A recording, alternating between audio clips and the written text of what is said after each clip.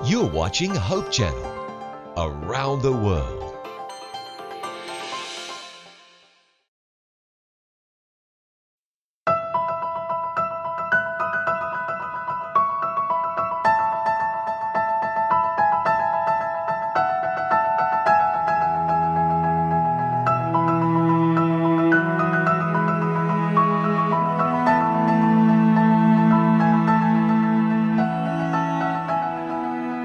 Sa muling mainit na pagbati ang nais po naming ipabot sa inyo mga minamahal namin mga kaibigan.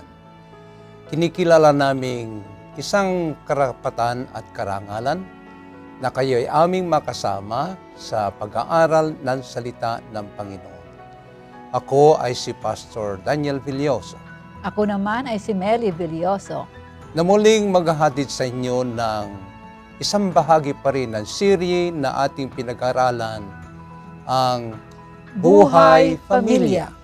Dito pa rin sa programang Sa Lilim ng Ebanghelyo. Ang pamilya, katulad po ng malimit naming nasasabi, ay isang napakamahalagang institusyon. Ito ay kaloob ng Panginoon sa atin na dapat nating patuloy nating ingatan, ihandog sa Kanya ang tamang parangal sapagkat ito ay sa ikakaluwalhati ng ating Panginoon. Hangarin po ng programang ito na ating maalaman ang mga pangkasalukuyang hamon sa ating mga pamilya sa ating kinabubuhayang sanlibutan ngayon. Kaya mga minamahal, tayo muli ay mag-aaral ng salita ng Diyos. Bago tayo dadako roon, ay isang team na panalangin ang ipagkakalob sa atin ng aking may bahay. Tayo'y manalangin. Dakilang Diyos at Ama naming mapagmahal sa lahat. Sa oras na ito, narito kami ngayon, lumalapit sa inyong harapan. Amin pinapasalamatan ang pagkakataon na inyong ibinigay sa amin upang muli naming mapag-aralan ang mga bagay patungkol sa amin pamilya. Amin hinihiling, Ama, ang inyong banal na Espiritu Santo na naway mangusap sa bawat puso ng amin mga nakikinig upang sa ganon amin maunawaan ang lahat ng mga bagay na amin mapag-aralan. Tulungan nawa kami upang kami ay makabigay ng mga pag-aaral na makakapagtulong sa mga samba-sambahayan. Amen. Kaya amin hinihiling ang inyong pagkasya sa oras na ito. Ito lahat amin hinihiling alang-alang sa pangalan ni Jesus. Amen. Amen. Amen. Ang paksa na ating pag-aaralan ngayon ay mayroon ng kinalaman sa love, courtship, and marriage. Ano po? Ito yung isang bagay na dapat isaalang-alang ng sino man na taong nangnanais na mamuhay na tahimik, mapayapa ang kanyang tahanang itatatag. Ano po? At ang talata po na ating susing aral ngayong pagkakataon ay masusumpungan sa 1 John 4:8 at ito ay babasahin ng aking may bahay. Ang hindi umiibig ay hindi nakakakilala sa Diyos sapagkat ang Diyos ay pag-ibig. Kaya mga minamahal, ang pag-ibig pala ay hindi dating nasa tao. Ito ay kaloob ng Diyos, sapagkat ang Diyos ang pag-ibig. Siyang bukal ng tunay na pag-ibig. Kaya ito ay isang parang maliit na binhi na hinahasik sa puso ng bawat tao. At ito ay kanya rin binalalago sa pamagitan ng kanyang biyaya. Kaya ngayon, ay ating alamin paano ba pinalalago ng Panginoon yung binhi ng pag-ibig sa bawat nilalang. Ang unang bahagi ng pasimula ng pag-ibig ay tinatawag nating baby love o kaya yung infantile love stage. Ano po? Ito ba yung pag-ibig ng isang sanggol? Ano ho? Na wala nang iniibig niya kundi ang kanyang sarili. Ano? Ito naman ay hindi talaga masama. Ano po? may isaayos lang natin ang pangangalaga nito, ito ay magsilbing maganda na bahagi ng buhay ng bata. Ito yung bahagi na tinatawag nilang pagde-develop ng self-esteem, pagpapahalaga sa sarili. At mayroon tayong magagawa bilang mga magulang upang ma-develop yung self-esteem ng ating mga anak, na huwag silang makadevelop ng tinatawag na inferiority complex. Sapagkat yun ay babawas sa kanilang magiging success sa buhay. Kaya ating pag-aaralan, paano ba natin ma-enhance o kaya matulungan ang bata na ma-develop yung kanyang self-esteem? Ano ba yung mga paraan na iniisip na maaari nating maging gabay sa ating paghubog sa ating mga anak? Mama, mayroon kang masasabi? Ang bata kasi talagang parang natural sa bata na mula sa pagka-baby niya pa ay self-centered siya, di ba? Ang iniisip niya lang lagi ay kanyang sarili. Kaya tayo mga magulang dapat ay tulungan nga sila. Katulad nito sa ating pagsasalita, pahahalagahan natin sila. Kailangan ay natin yung ating pag-alaga sa kanila. Titingnan natin yung mga needs nila na masasapatan natin. Upang sa ganun, kanilang iisipin na sila pala ay mahalaga din sa atin. Ayun. Katulad ba noong halimbawa, mayroon tayong dalaw. Ano ba ang ginagawa natin na malimit kapag mayroon tayong dalaw? At mayroong baby sa ating pamilya. Anong ginagawa natin malimit? Di ba sinasabi, kunin mo itong kapatid mo. Pumunta kayo doon, may dalaw. Ano ba? Natin, tama ba yun? Huwag ka na dito, huwag kayo dito, may bisita, doon kayo. Yun ang mga kaugalihan natin na ating baguhin. Mangyari, iniisip ng bata, hindi pala ako kasama. Hindi pala ako mahalaga. Wala pala akong karapatan na makisalamuha sa kanila. Okay? Ang maganda ay, hayaan natin ang bata na sumama. Ano man. Kaya lang, tuturuan natin na maging behave ang bata. Huwag siyang magulo sapagkat lalong-lalo na mayroong bisita. Kung ganon, ang bata ay nagkakaroon ng self-esteem. Ang sabi niya, mahalaga pala ako. Kasama, maaari pala akong isama sa kanilang usapan. Kaya ang bata, develop niya ngayon, yung kanyang self-esteem. Ano pa? Yung ibang paraan. Katulad nito kung minsan sa pagkain, mayroong minsan mga pagkain na lalo na kung may bisita tayo, sabihin natin na yan ay para sa bisita lang. Huwag mong galawin yan. Parang ang bata sabi, mas mahalaga pa ang bisita kaysa sa akin. Kaya yun isa din ang parang sinusuppress natin yung self-esteem nila. Ayun. Diba? Kasi kung mayroon tayong bisita, ay parang ibang-iba yung kanilang pagkain. Sweet and sour, yung ipinaulam natin sa bisita, sap-sap naman yung ulam ng ating mga anak. Parang kawawa sila. Parang kawawa sila. Nagkakaroon sila ng inferiority. Inferiority. Huwag na gayon. Maging maganda ang ating dealing sa ating mga anak, maging sila ay mga bata pa, para sila ay ma-develop sa kanila yung pagpapahalaga sa kanilang sarili. They will develop self-esteem. And they feel that they are valued. Mayroon kasing isang parang tinatawag nilang fable, pero ito'y kapupulutan natin na magandang aral. Ito'y may patungkol raw sa isang palaka. Palaka ito. Palaka na medyo pagit. Mayroon siyang napakalaking balat sa kanyang katawan, nanupat siya'y nahihiyang makisama sa kanyang mga kapapalaka. Minsan mayroong isang dalaga raw na napakaganda. Napansin niya itong palaka, nakakaiba. Eh, medyo, sabi niya, ito lang ngayon ako nakakita ng palakang ganito na mayroong balat. Ha? Kaya kinuha ng magandang dalaga yung palaka, hinawakan sa kanyang kamay. Ano ho? Eh, nadaman noong palaka na, abay, napakagandang dalaga ito. Ako'y hinawakan, ako'y mahalaga pala. Ano ho? Mula noon, ang palakang ito ay nagkaroon ng self-esteem. Ganon din sa ating mga anak, mga minamahalan. Ano man ang maaring kapintasan ng ating mga anak, maaring handicap ang ating mga anak, pahalagan natin po sila. Sila ay talagang nangangailangan ng isang spiritong pagkalinga at pagmamahal para magkaroon sila ng self-esteem. Learn to respect and love others.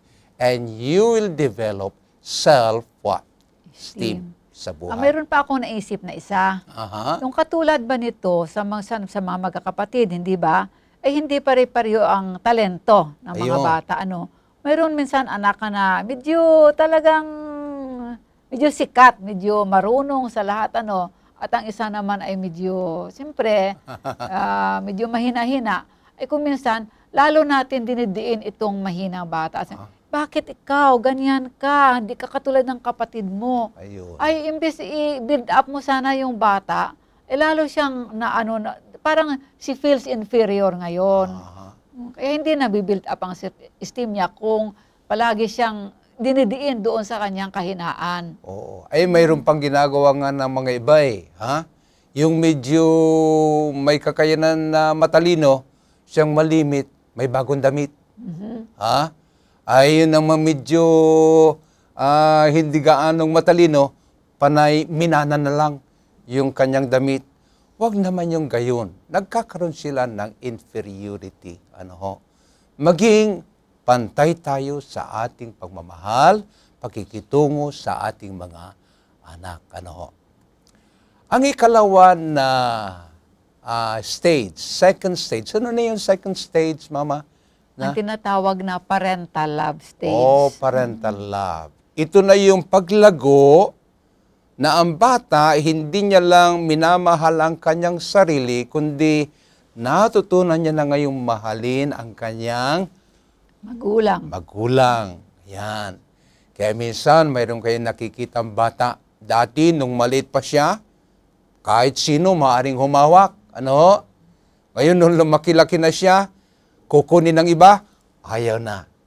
Ang gusto niya palagi ay kanyang magulang niya. Dapat nating i-develop din yun.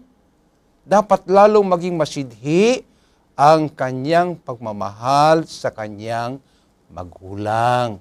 Mga kapatid, kaya, para naman lumago yung kanyang hindi maalis na yung mabawas-bawasan yung selfish attitude, na self-centered. Ibabahagi niya na rin ngayon ang kanyang pamamahal sa kanyang magulang, sa kanyang mga kapatid, sapagkat yan ay isang baitang ng paglago sa tinatawag na pag-ibig. Parang nawawiden na yung kanyang world. And we got to intensify that. Dapat natin palaguin yan. Tulungan natin muli ang bata na lumago yung kanyang pagmamahal sa magulang, pagmamahal sa kanyang mga kapatid. Sa anong paraan? Anong iniisip mo, Mama, na paraan para lumago yung pag-ibig, pagmamahal ng bata sa magulang? Ang bata, katulad yan, sa umpisa ay parang mahirap silang turuan, lalo na kung tumulong sa gawain sa bahay. Subalit, sa motivation ng magulang, ipakita niya yung kanyang pagmamahal sa bata, katulad kanina ng ating pag-usapan na pag mag-utos sa bata ay kasama yung parang magandang boses at magandang pag-utos lang hanggang ang bata ay ma-develop yung kanyang pagsunod sa magulang. At eventually, yun ma-develop na yung love sa magulang. Lalo na kung ang magulang ay kuminsan sa mga gamit ng mga bata, maaring ipapakita nila yung pagmamahal nila sa kanilang anak. Yung mayroon siyang mga sariling gamit at sasabihin nga iyan ay sa iyo, ito ay sa kapatid mo. Ang mapapil ngayon ng bata, ang mahal siya ng magulang niya. Aha. Hindi lamang yung isa. Ayun. Yan ay isang napakamahalagang bagay, mga minamahal. Yung ma-develop natin ang pagmamahal ng ating mga anak sa atin. Mayroong kasabihan, love begets love. If your children feel that they are loved, then they will love you. Ano po? Ipadama natin na sila ating Huwag naman yung spoil, ha? Huwag. Ay, hindi ko sila sabing spoilin natin ang ating mga anak. Kung minsan na ng bulag na pag-ibig yun. Kapag ka ang hinihingi ng bata ay tama, mayroon tayong kakayanan na ibigay po natin. Pero kung ang hinihingi niya ay ikasasama niya, huwag natin ibigay. Sapagkat yan din ay hindi uri ng tunay na pag-ibig. Kaya, loving a child does not mean that we spoil the child. Huwag. Sapagkat ito ay isang paglabag din sa maganda sanang likas na mahuhubog sa buhay ng isang bata. Ano po? Ano ni ikatlo na stage ng love? Yung friendship o body love. Oh, body. B-U-D-D-Y. Ano po? Ito na yung pag-iibig ng bata sa kanyang kapwa bata. Now, tingnan niyo mga kaibigan, ha? Lumalago ang pag-ibig, ano? Una, sa kanyang sarili lang. Ano? Subalit, pumunta sa ikalawa, love now parents and brothers and sisters. Ngayon, lalawak pa ang kanyang salibutan. No? And he now learns to love his friends. Ano ho? Yan. Kaya kinakailangan na tulungan natin muli ang bata na ma-develop yung friendship love. Sa anong paraan? Ano kaya magandang paraan para ma-develop yung tunay na friendship love ng mga ating mga anak sa iba? Oh, kung minsan, ang ating mga anak, siyempre, may mga kaibigan sila, di ba? At kung minsan, ang mga kaibigan nila ay pumupunta sa ating bahay. Kung pupunta yung kaibigan sa ating bahay, atin din entertain yung kanyang mga kaibigan. Huwag natin yung, huwag mo dalhin yung mga kaibigan mo dito. O, pag ganyan, parang napapahiya yung bata. Ay, siguro sa isip niya ay ayaw niyo siyang makipagkaibigan. Kundi yung mga kaibigan niya ay i-welcome natin at turuan sila doon sa ating bahay. Di ba nung maliliit pa yung mga anak natin, mas gusto ko yung mga kaibigan niya ang pumunta sa ating bahay kaysa siya ang pupunta doon sa kapitbahay. Yun. Nang sa ganun, makikita natin yung kilos nila, kung ano ang nilalaroan nila, at atin sila mag-guide. Mayroon pa rin isang kasabihan, mga minamahal. If you love somebody, love those whom he or she loves. Kung mahal mo ang isang tao, mahalin mo rin yung kanya mga minamahal. Ano ho? Halimbawa, ang inyong anak, mayroong aso. Ano? Kung mahal niyo ang inyong anak, mahalin niyo rin kanyang minamahal na aso. Ganun yun eh. Ha? Kung mayroon siyang kaibigan, mahalin niyo rin yung kanyang kaibigan. Mangyari kapag hindi natin ginawang gayon, hindi ma-intensify yung kanyang friendship gift, ano po, para sa iba. Ngayon, mayroon lamang akong isang caution sa atin. Ano ho? Help your children to choose their friends. Yan. Tulungan nyo ang inyong mga anak na pumili ng kanilang magiging mga kaibigan. Mangyari, mayroon tayong kasabihan. Ano na yung kasabihan na yon? Ha? Show me your friend, and I will show you who you are. Ayun. Napakamahalaga yun, mga minamahal. Na kung sino raw yung palagi natin makasama, kaibigan, maging gayon din ang hatol ng mga tao sa atin. Kaya, help your children to find good friends.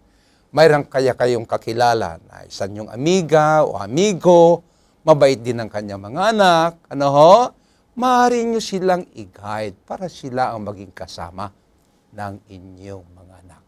By that, you are helping your child. Tinutulungan natin ang ating mga anak na pumili ng tunay, magandang kaibigan na kasama nilang lalago, ano po, sa spiritual at social na bahagi ng ating buhay. Ano ho? Ngayon, yung susunod na stage, ano na yung susunod na stage? Habang lumalaki ang bata, umiiba na rin, di ba? Nagde-develop yung kanilang love. Doon naman sa adolescent stage. Adolescence na yun. Anong pagkakaiba noong adolescent stage? Ay, doon ay mas malawak na yung kanilang world. Parang hanggang sa malaki na sila, ay dumadami na ang kanilang kaibigan at medyo malaki-laki na sila. Umiiba na ngayon. Medyo pag sa adolescent ka na ay hindi lamang kung minsan nagkakaroon ka na ng medyo mga sinasabi nila, crush. Nandyan na mga minamahal. Lumalawak po yung pag-ibig ng bata. Ito na yung panahon na medyo malimit na siya sa salamin. Inaayos-ayos ng kanyang kwelyo. Ganyan. Kung minsan malimit ng magpagupit. Ganon.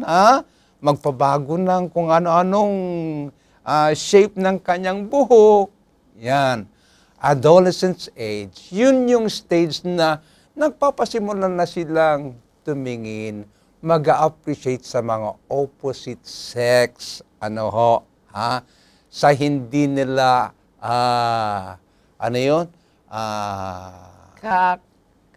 kasarian. Hindi nila kasarian. Halimbawa, lalaki siya, siya medyo napapatingin sa mga babae. Kaya, dapat nating bantayan yun. Sapagkat kapag ka ang ating anak ay nasa age na adolescent, lalaki siya. Ayaw niyang parang tumingin sa mga babae. Kundi ang palaging gusto niya kasama yung mga kapwa niya mga lalaki. Bantay kayo sapagkat medyo may abnormality ang bata. Kaya wag nating sansalain ang ating anak kapag medyo tumitingin siya sa mga opposite sex. Yan ay normal. Pag pinigilan nyo yan at pinilit nyo mga kapwa niya lang lalaki ang kanyang kasama o kaya kapwa niya babae lang ang kanyang kasama, magiging abnormal ang inyong anak. Bakit baka kahit na sabi nila ang homosexual daw ay namamana, isang imbalance ng hormones, subalit sasabihin ko sa inyo, maaari ring ma-develop yan kung hindi maganda ang ating pag-treat sa ating mga anak. Kaya maganda yung ating turuan ang ating mga anak. Pagmasdan natin sila kung ano nang kanilang ginagawa. Kung lalaki yan, magpakalalaki. Pagkatapos, ang isang bahagi ng pagkalalaki ay tumitingin sa mga kadalagahan. Ang palatandaan din ng pagkatunay na babae ay medyo napapalingon din sa mga lalaki. Di ba? At saka medyo mapapansin mo na parang yung medyo nahihiya-hiya ba kung minsan. Pasilip-silip lang kung yari. Pero nag-ano na rin yung nagkakaroon ng parang gusto nila ma-attract na rin sa sarili nila. Kaya nagpapaganda, ganon. Para ma-attract na rin yung opposite sex sa kanila. Ayun. At nagiging medyo selective na rin sila. Sa panahon na ito, nagiging selective sila. Parang mayroon silang itinatangi. Sa dami ng kanilang mga kaibigan, mayroon na silang medyo. At huwag natin pigilin yun. Yan ay bahagi ng kanilang paglago sa sosyal na buhay. Kailangan lang natin i-guide. Kailangan lang i-guide kasi siyempre kapag nakapili sila ng hindi naman maganda, mapapahamak din ang kanilang hinaharap. Kaya ito'y lumalago hanggang matatawag na natin na medyo mature na yung pag-ibig ng ating mga anak at magpapanukala na rin sila na talagang mag-establish ng kanilang sariling tahanan. Kaya lang mayroon akong nabasa na ganito ang sinabi. In establishing marriage relationship, exercise great care in making this very important decision. You cannot afford to make a mistake. Abay, maganda nung nabasa ko yun. Ang sabi ko'y talagang maingat dapat pala.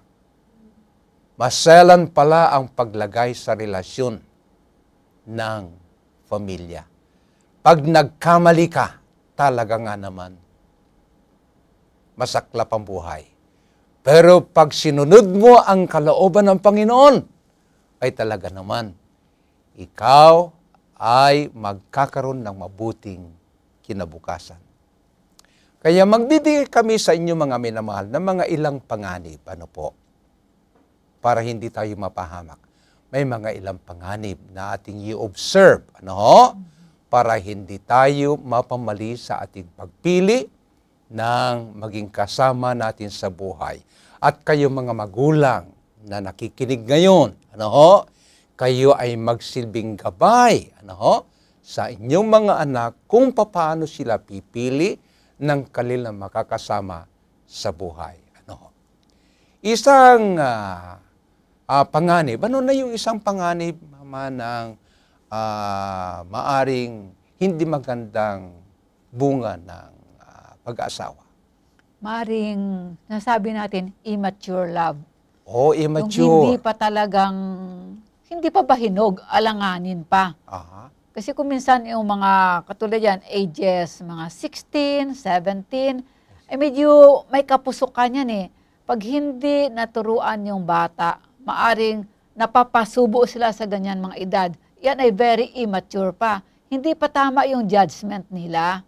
Aha. Kaya ang edad ay mahalaga natin bantayan. Ano ho? Sa adolescence age, ano ho? Hindi pa yan magandang edad ng bata na siya ay lalagay sa relasyon ng pamilya.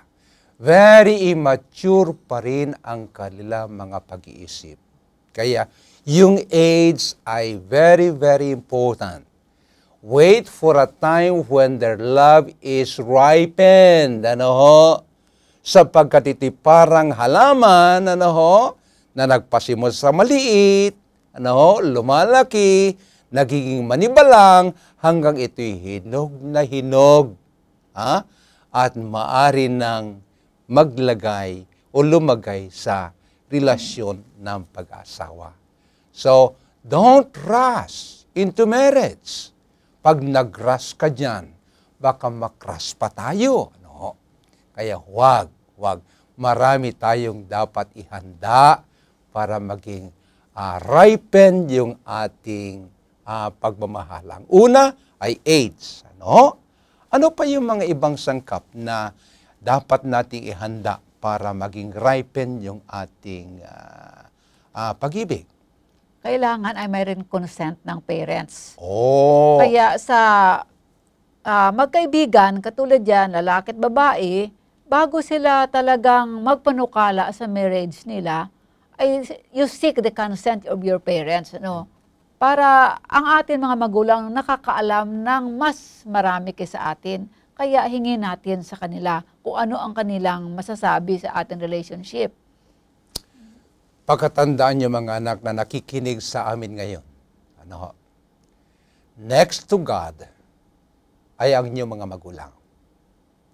Igalang natin ang ating mga magulang. Ang kanilang payo sa atin ay bigyan natin ng pahalaga. Lalong-lalo na kapag ang magulang nyo ay makadiyos, sasabihin ko sa inyo, isang kasalanang malubha na ating suwayin ang payo ng isang magulang na may pagkatakot sa Panginoon. Kaya mayroon isang kautusan sa Biblia. Ito yung 5 utos na mayroong pangako. Children, honor your parents. And you will have long life on This earth.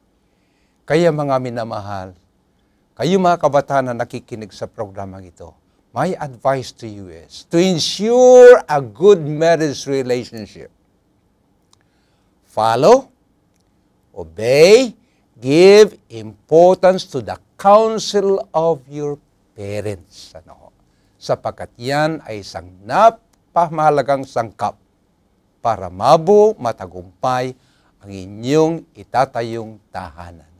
Kaya hindi maganda yung patago-tago, no? Yung hindi ipinapaalam sa magulang. Kayo lang dalawa ang nagkakaalam at kung saan-saan kayo magtatagpo. Oo. May panganib. Yun, lalong-lalo na yung sinasabi nilang ang tagpuan ay sa SM. Hindi yung mall, hindi yun. Yung SM daw na Silong ng mangga. silong ng mangga. Yun, yung mga patago-tago. Kaya kung ako ay isang dalaga bilang, kapag mayroon kayong isang anak na dalaga, kayo mga dalaga, pag may nanliligaw sa inyo, gusto nyo subukin, kung talagang totoo ang kanyang pag-ibig, you tell him. Sabihin nyo sa kanya, maaari bang magpahintulot ka sa aking mga magulang? Yan, hilingin nyo yan. Kapag may lakas loob ang isang binata na humingi ng permiso sa inyong mga magulang, then he must be real what? Sincere. Sincere. Pero hindi pa rin yan ang kubuan. Just asking the permission of parents will be what? A good sign of sincerity. At matutuwa rin ang ating mga magulang. At tayo naman na mga magulang, kapag mayroong ipinakilala ng ating mga anak sa atin, wag naman tayong medyo kung minsan ayaw natin tanggapin, ayaw natin pansinin. No. Saka na, kapag mayroong kayong comment sa nanliligaw sa inyo anak, pro or against, whether pro or against, don't show it in public. Kung mayroong kayong payo, hintayin ninyo na medyo may sarili lang kayo ng inyong anak at doon niya sasabihin, anak, napansin ko yung nanliligaw sa iyo ay ganito. Napansin ko na ganito. Maaari ba anak na? You see, give your counsel in the right place and in the right time. Huwag nating ipahiya. Respect their suitors, mga kapatid. Mga nanliligaw sa kanila ay atin silang alagaan o kaya igalang, tanggapin sa ating bahay na malwalhati. Para naman yung ating anak ay magkaroon ng paggalang din sa atin. Diba? Kaya hindi maganda na pag ayaw mo sa lalaki o maaring ayaw mo sa babae, sabihan mo agad ang anak mo, wag mo papuntahin yan dito sa bahay muli ayaw ko yan.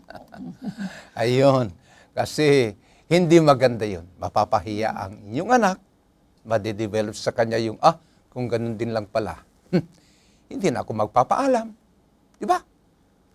Mamaya-maya, ang palaging tagpuan ay silong ng saging, silong ng mangga, mangyari ay hindi nyo tinatanggap. Kaya sa ayaw at gusto ng magulang, tanggapin lang ng mabuti, pagkatapos i-guide lang yung anak nila. At kayo naman na mga kabataan, mga anak, huwag ninyong ipaglihim sa inyong mga magulang ang isang lalaki o babae kaya na inyong napupusuhan. Huwag.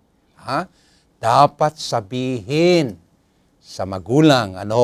Kung minsan pa nga may mga kabataan na ipinapabasa pa yung love letter, mama. Maganda ba yon? Mas maganda yun. Maganda yun.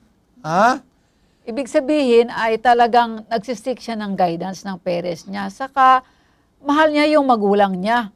At gusto niya rin doon ay naipapakita ng anak ang respeto niya sa magulang. Aha. Ay, anong masasabi mo naman doon sa isang kabataan na, kung susulat ka, i-address mo kay Kwan? Ha? Sino kaya ang may kamalian doon? Maaring mali din ang magulang. Aha. Yang ako minsan sobra tayong higpit. Katulad yan nga, ayaw mo sa lalaki, katapos sabihin mo na, wag kang makita kitang sasama-sama dyan. Ay, makatikim ka sa akin o kung ano ang gagawin natin. Kung minsan, sabihin natin na, hindi na kita papasukin sa school kung ganyan nilang. O palibhasa ay ayaw natin. Kaya hindi maganda yung ganun. Kailangan talagang turuan nga kung anong gagawin ng anak natin. Yun. Huwag tayong gumamit ng mga pananakot, mga minamahal. Ha? Huwag. Gamitin natin ang tama, mabanayad, makadiyos na paraan. At alam ninyo, ang pag-ibig ay tutunaw ng pusong bato. Ha? Kahit na medyo bato matigas, pero pag minahal mo pala, lalambot din ang damdamin. Ha? Mayroon tayong mga ilang katanungan na dapat nating itanong bago tayo lalagay sa relasyon ng pag-asawa. Ano na yung una? Atin tanungin kung ito ba, kung akin kaya tanggapin tong lalaking ito, kung kami kaya talaga ay magkakaroon ng relationship, ito ba ay maiangat ako ang aming relationship ba ay sabi, will this union help me heavenward? Ayun. Kung makadiyos nga. Ayun. Ito kaya na lalaki ay makakatulong sa akin sa buhay kong spiritual, relasyon ko sa Diyos, hindi kaya ako ilalayo? Ha? Ito ay isang magandang katanungan na ating sagutin. Ano pa? Maaring magtatanong ang babae, kung ito kaya ay magiging asawa ko, ako kaya ay maipalapit niya sa Diyos, maiangat kaya ang aking kabuhayan. Kasi kung minsan maraming mga babae na pag nakaasawa ng medyo hindi gaano makadiyos na lalaki, ay imbes ilapit sila ay napapalayo. Ayun. At saka isa pa, yung makakatulong natin sa ating profesyon na pinili, the choice that we will make as a life partner will both help us, heavenward, socially, materially, magtutulungan, para naman maganda na yung ating relasyon sa Panginoon, sagana pa ang bulsa, maganda pa ang social na pakikisama natin. Mangyari, ripen yung ating pag-ibig. May mga goals tayo sa buhay, May mga goals tayo na dapat isaalang-alang, Ang unang goal ay spiritual. Kapag spiritual, anong isaalang-alang natin? Siyempre, kung anong kanyang religion. Yan. Magkapareho ba kayo? Halimbawa, ang goal natin ay mapayapa. Ano ang dapat hanapin natin? Di yung karakter ng ating kasama. Karakter. Huwag kayong pumili ng palaging nasa tunggaan. Mangyari talaga magulo ang bahay ninyo. Huwag. Halimbawa, ang gusto mong tahanan ay maligaya. Isaalang-alang natin ang ating kalusugan. Ayun. Kasi napakahirap yung palaging may sakit.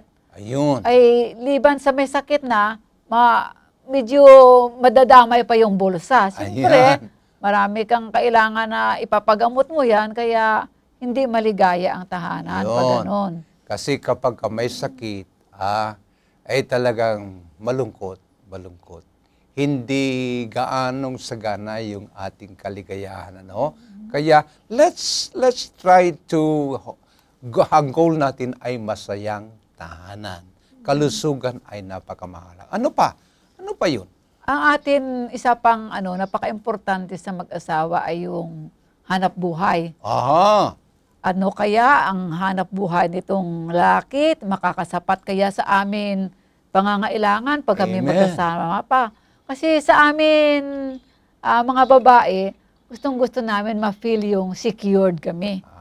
And isang bagay na we will feel secured siyempre, kung palaging mayroon laman ang aming sinasaingan. Oo. Mangyari, ang mga babae, mga kapwa ko mga lalaki, ang silang kabang yaman. Ano ho? At kung wala ng laman ang kaban, ay tanda ninyo, ninirbyusin yung tresurera. Ano ho? Kaya dapat isaalang-alang natin, security financially. Ito ba ay isang lalaki o babae na makakatulong sa amin, sa aming material na pangangailangan. At yung hulihan yun. Yung tinatawag na social life. O ha? Ano yung isang Siyempre, alang-alang natin doon? Ito naman ay yung tungkol sa atin, edukasyon. Aha.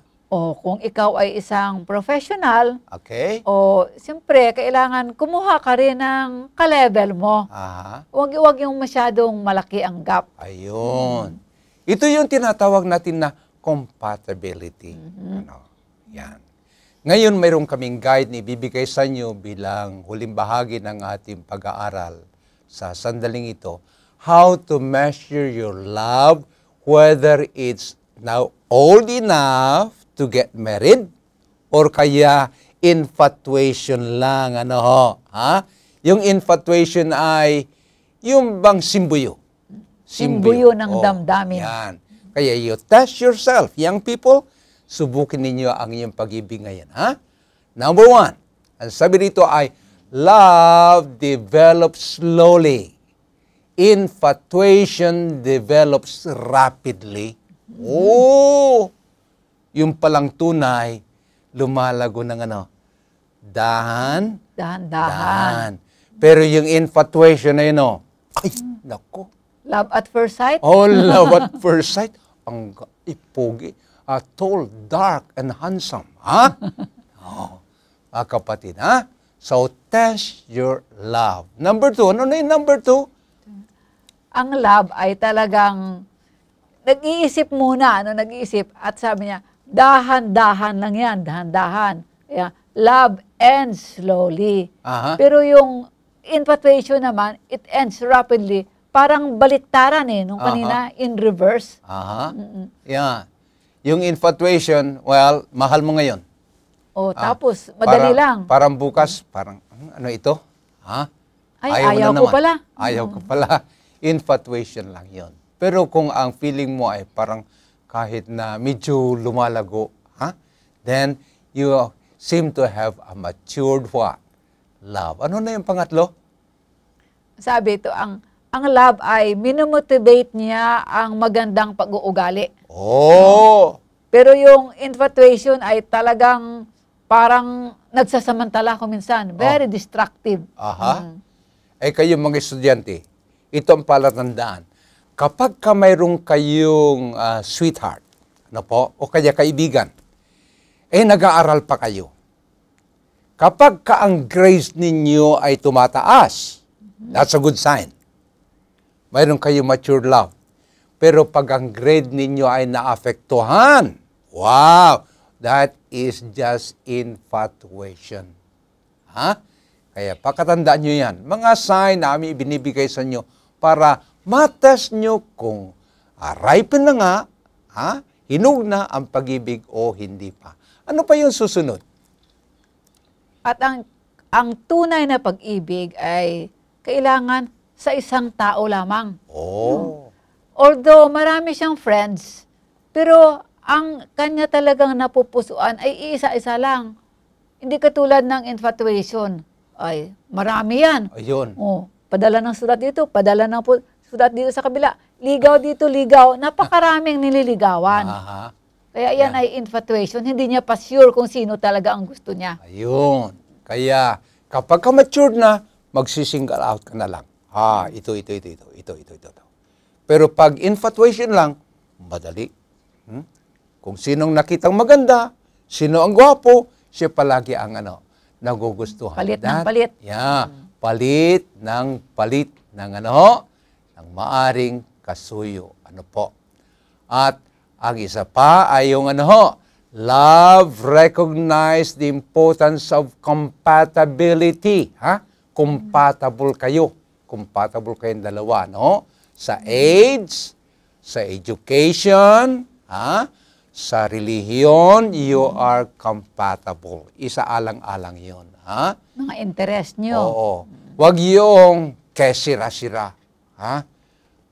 Bahala na. Huwag. Sapagkat hindi nyo kailanman maaring pagsamantalahan ang isang bagay na napakaganda. Ano pa? At kung tunay mo minamahal ang isang tao ay hindi mo pagsamantalahan. Oh. Meaning, hindi kayong walang mga advances. Kasi Ayun. nire-respect mo siya. Minamahal mo siya. Kaya kung mahal mo, sabi, bakit mo pa kailangan samantalahan? Ay kung talagang ang panukala mo ay siya ang magiging kasama mo. Kaya hindi mo samantalahan siya habang hindi pa kayo kasal. Ayun. Ay infatuation, iba eh. Yan. Lahat ng pagsamantala ay gagawin na kung maaari. Kaya ingat kayo, lalong-lalo na kayo mga kababaihan. Yung lalaki na mahilig pakalakalabit, ay padampi-dampi ng pisngi, nako, mga minamahal. Those are just infatuation. Ang tunay na pag-ibig ay gumagalang sapagkat yan ang kaloob ng Panginoon. Kaya ngayon ay isang aral muli ang ating napag-alaman. Ang paglago ng pag-ibig. Kay manawari mga minamahal, matutunan natin at tayo ay magkaroon ng isang hinog na pag-ibig. I-guide natin ang ating mga anak hanggang mapahinog ang kanilang spirito, talento, kaloob ng pag-ibig. At kung gagawin natin po ito, ang ating mga anak ay magkakaroon ng mabuti, matibay, na relasyon sa kanilang mga itatatag na pamilya. Kaya mga minamahal, tayo ay magpasalamat na mayroon tayong gabay palagi sa salita ng Panginoon. Huwag kayong bibitaw sa salita ng Diyos. Mapagtitiwalaan ang salita ng Panginoon. Matatag po yan kapag ating sinuway, sumpa po ang ating tatanggapin. Subalit kapag ating sinunod, tiyak na pagpapala ang ating tatanggapin. Ngayon pa at magpatuloy hanggang magpakailan, kailan paman. Kay manawari ang binhi ng pag-ibig na hinasik ng puso sa bawat isa sa atin, ay hayaan natin na arugain ng banal na Espiritu. Lalago, lalago, lalago. So that as God is love, even so, we should be able to have that kind of love. At ang ating pinag-uusapan dito na uri ng pag-ibig, mga kapatid, ay hindi lang yung filial love. Hindi lang yung eros love, kundi agape love. Sapagkat ito ang lundo ng tunay na pag-ibig na hinasik ng Panginoon sa ating mga puso. Sa ating pagtatapos, magalang natin iyuko ang ating mga ulo sa isang panalangin. Dakila po naming Diyos, salamat po. Salamat po ng marami. Kayo po ang tunay na Diyos ng pag-ibig. Kayo ang may-ari ng binhi ng pag-ibig. At hindi nyo ipinagkait po sa amin. Ito ay niyong ihinahasik sa bawat tao na nilalang sa balat ng lupa. Panginoon, tulungan po ang bawat isa sa amin na sa paggabay ng banal na Espiritu, ang binhi ng pag-ibig na ito ay lalago sa patnubay po ninyo upang kung ito ay mahinog, sana'y magkaroon kami ng isang matatag na pamumuhay, hindi lang sarili ng pamumuhay, kundi buhay pamilya, na ito ay magbibigay ng luwalhati sa inyo, ngayon, bukas, at magpakailanman. Salamat, Panginoon. Tatakan niyo po sa aming mga puso sa pamagitan ng banal na Espiritu ang aming napag-aralan ngayon, maging gabay po namin sa nalalabi pa naming buhay. Salamat o Diyos, pinakinggan niyo po ang aming karaingan. Alang-alang po lahat sa kabanal-banalang pangalan ng mananakop namin si Jesus. Amen. Maraming salamat sa lahat naming taga-subaybay sa programang ito. Nais namin kayong anyayahan sa muling pag-aaral natin tungkol sa ating Buhay Pamilya, dito pa rin sa programang sa lilim ng Ebanghelyo.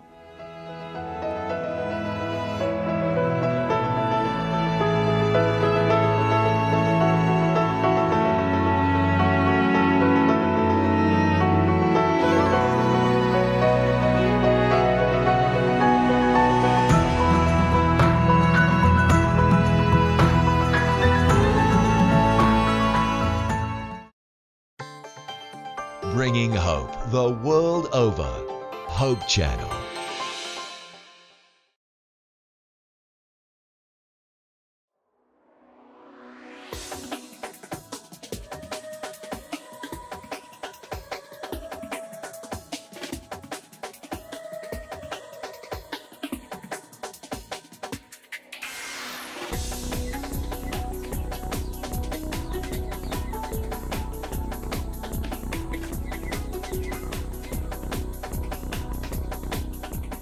Have you ever wondered if all the money spent on television is worth it? How much impact can a television program really have? In the early 1970s, Pastor Henry Feyerabend was invited to work with the Portuguese-speaking community in Toronto, Canada. There were approximately 250,000 Portuguese-speaking people in that city, and at that time, there was no Adventist presence among them. God impressed Pastor Feyerabend to create a television program to reach this group. TV stations at that time did not focus on multicultural programming, and it was nearly impossible to get television airtime. But after much persistence, Pastor Feyerabend met a man that had purchased half an hour on television. Pastor Feyerabend pestered the man over and over again until he was finally offered 5 minutes on each program for the outrageous total of $4,000. I think he gave him that price thinking that Pastor Henry would have walked out the door and said, "This is ludicrous." Henry said, "Where's the contract? Let me sign it." Walks out of the man's office. He's got this $4,000 contract he just signed. He's got 6 members in his church. He says, "You know what, this is ludicrous, this is ridiculous, this is crazy. Where am I gonna get the money to pay for this?" He says, "I better go back and tell this guy I made a huge mistake." But then he stops midway and he says, "But what if this door is being opened by God?" Anyway, he decides to head back to this little Ukrainian church that this Portuguese group was renting a room there. He goes to the mailbox as soon as he arrives at the church, and in the mailbox is a letter addressed to him personally. He thought that was kind of strange. He opens this envelope. Inside is a note from a friend he hadn't seen in 20 years. The gentleman's name was Dr. Edgar Latimer from Massachusetts. A little note in there simply said, "Henry, I thought you might need this." Enclosed is a $1,000 check. By the end of the week, another $3,000 had come in. Now the entire series of telecasts could be completely paid for. Now the focus began on, well, what am I going to do in 5 minutes? I mean, for those of you that do television, you know that 5 minutes on television, that's 140 words a minute, that's 700 words. It's not a lot of time. After much thought and consideration, Pastor Feyerabend decided he would speak on the topic of prayer. Those first 5 minutes were live, and in the 700 words he spoke, he said, "Some people tell me God is dead, but I know He is alive because I just spoke to Him." That resonated with his audience. The program comes to an end. Pastor Henry says, if you're watching this program and you'd like to receive a Portuguese Bible, call the number that appears on the screen right now. And after that telecast, we got 28 requests for Bible studies. Among the 28 callers, there was a very special couple. Well, that couple was my mom and my dad. My mother and father watched that very first program that Pastor Henry put on the air. My mom and dad called for the Bible. My mom and dad accepted the offer to study the Bible. And as a result, 16 people in my family are members of the Seventh-day Adventist Church today. So, are television programs worth all the effort and investment? The answer for this family is clearly yes. Imagine if Pastor Feyerabend did not listen to God's instruction to record a television program. What if the generous donors never sent in the money? This whole story would have been very different. Pastor Bill Santos's family still watch the It Is Written programs. And they watch and they see that their son is now the speaker on that program. You see, because I also speak on the Portuguese program. And so, you know, we have a tremendous opportunity with media and what the Hope Channel does and what the various television ministries do. I mean, God has given us this opportunity to penetrate into millions and millions and millions of homes. And television ministry is the means by which God is proclaiming His truth in these final days. I sincerely believe that with all my heart.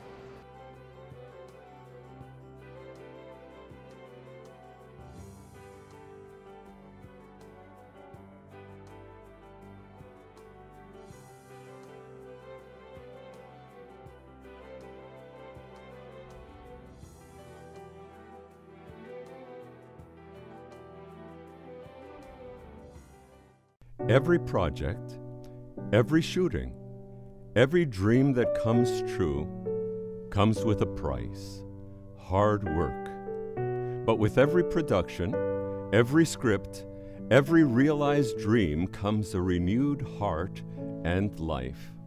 For every broadcast, every sermon, every song, there is an opportunity to reach hearts.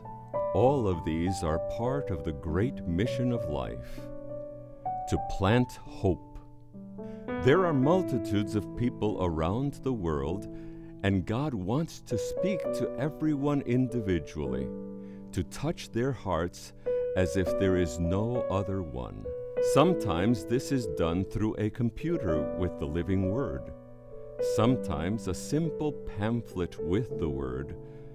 At other times, TV, radio, sometimes the Word through a man, but always a heart in need of love. In Peru, a preacher called out to a man from among the congregation. It was a special live broadcast. Amazingly, it was a man hired to operate one of the cameras on this TV production. We needed his services, but God wanted his heart. A cameraman who had made no commitment to the Lord, but the power of the Word penetrated his heart and mind, and he accepted Jesus. Guillermo, deja tu cámara ahí donde estás. Hoy es una noche de gloria para ti. Guillermo left his post at the camera and came to the front of the church.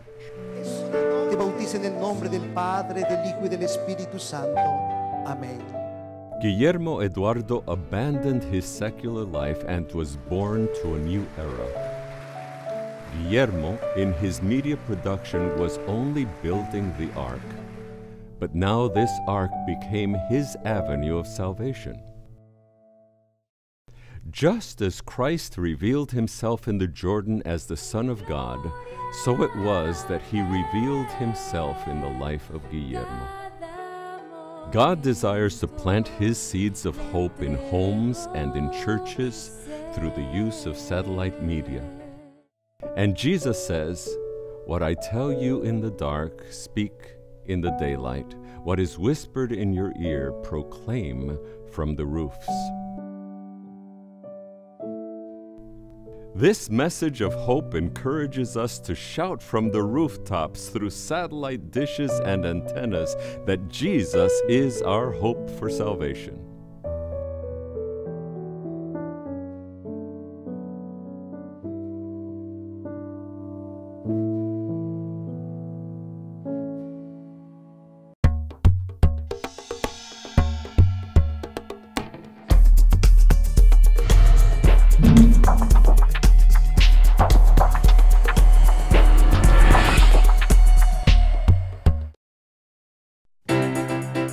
From the 7,107 islands of the Philippines comes our sun-kissed warm congratulations to Hope Channel's newest milestone. We are proud to be a part of the Hope Channel team. This is the Lord's work. He will carry us through. And Team Philippines is with you all the way. To the worldwide ministry of the Hope Channel, Mabuhay!